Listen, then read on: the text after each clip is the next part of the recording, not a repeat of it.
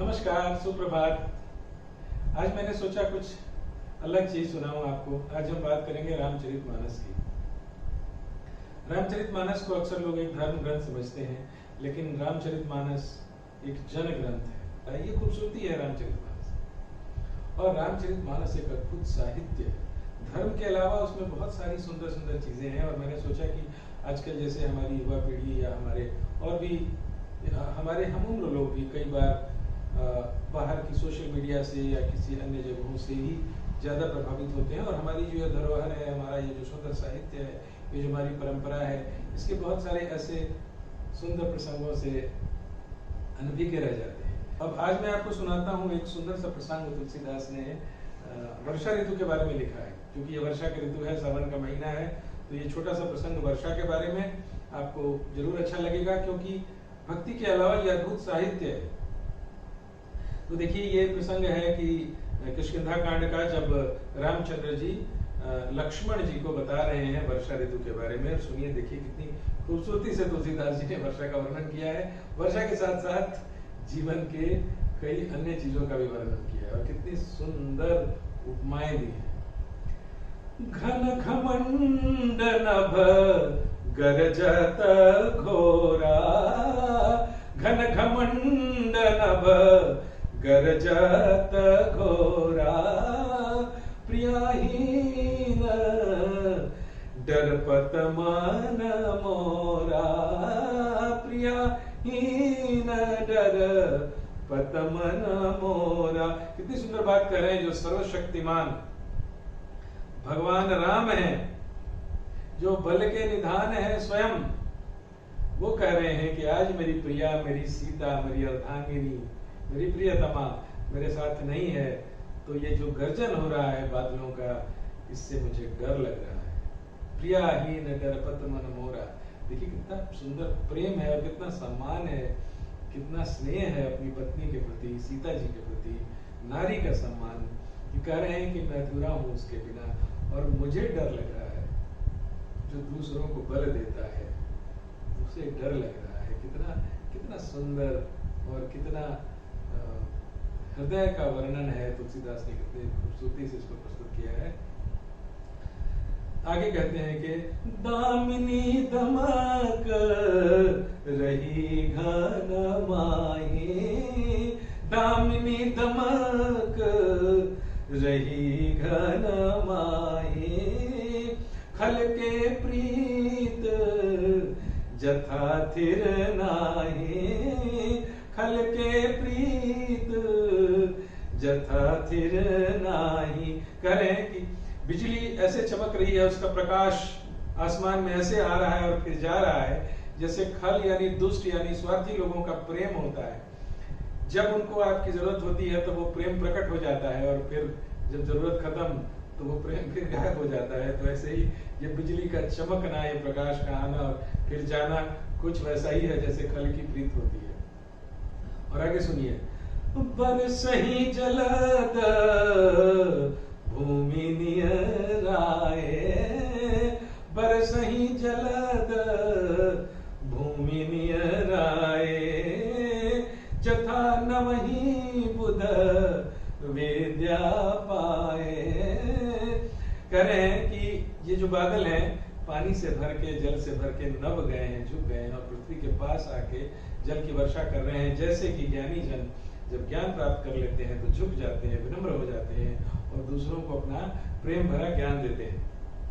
आगे सुनिए, बूंद अघात सहत गिरी कैसे, बूंद अघात सहत गिरी कैसे, खल के वचन संत सहजैसे, खल के वचन संत सहजैसे। करें कि जो पर्वत हैं, ऊपर से बारिश की तेज बूंदों को वैसे ही शांति से, प्रेम से, मुस्कुराहट के साथ सह ले रहे हैं, जैसे खल के दुष्टों के वचन को संत लोग, सज्जन लोग उसी प्रेम और उसी सद्भाव से सह लेते हैं।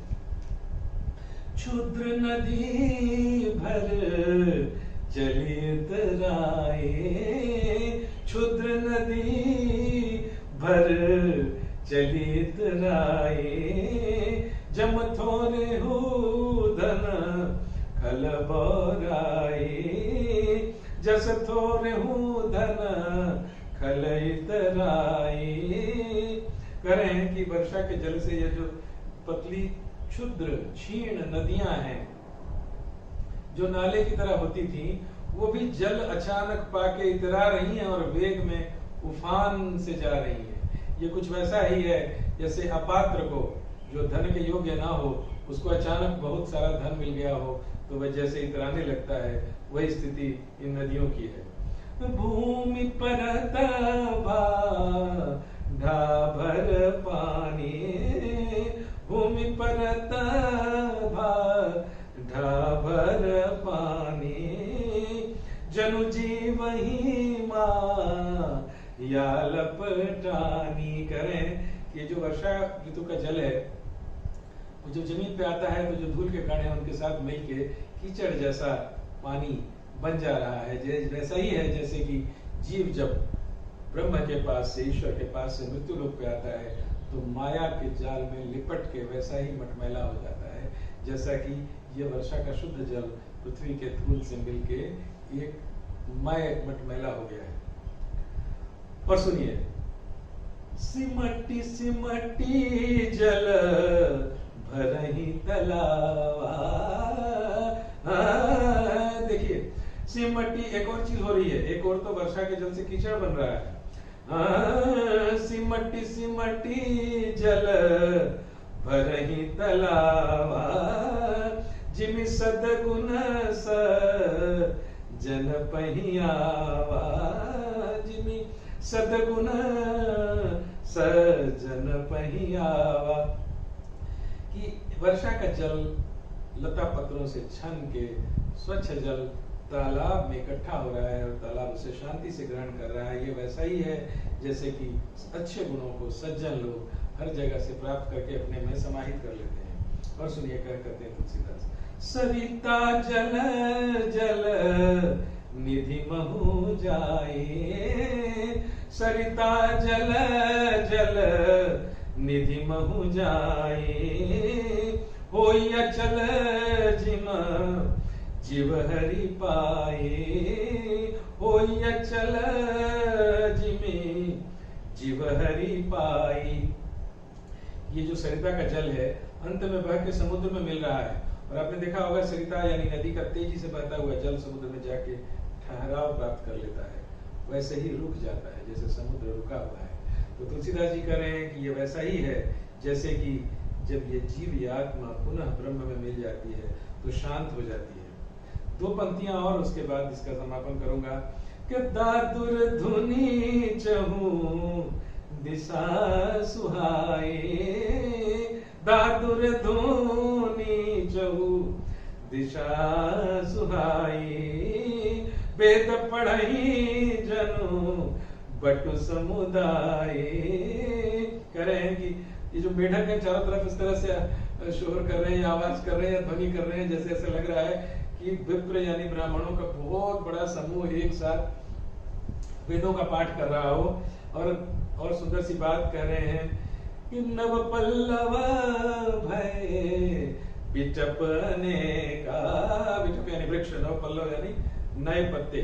तो कह रहे हैं कि वर्षा ऋतु में पौधों पे नए पत्ते आ गए हैं। और ये कैसे है, जैसा साधक मन जस मिले विवेका, साधक मन जस मिले विवेका। ये पौधों में पत्तियां नए नए वैसी आ रही हैं जैसे जो साधक होता है, जो आत्मचिंतन करता है, जो ज्ञान की साधना करता है, उसके मन में नए नए विवेक के कोपल फूटते हैं। इसके बाद भी तुलसीदास ने बहुत लंबा वर्णन किया है वर्षा ऋतु का। मैंने आपको एक छोटा सा अंश सुनाया है, इसकी आशा है आपको ये अच्छा लगा होगा। एक और सुंदर सा प्रसंग है जिसमें कि भगवान रामचंद्र ने बताया है कि किसी भी युद्ध को जीतने के लिए आपके अंदर क्या क्या गुण होना चाहिए।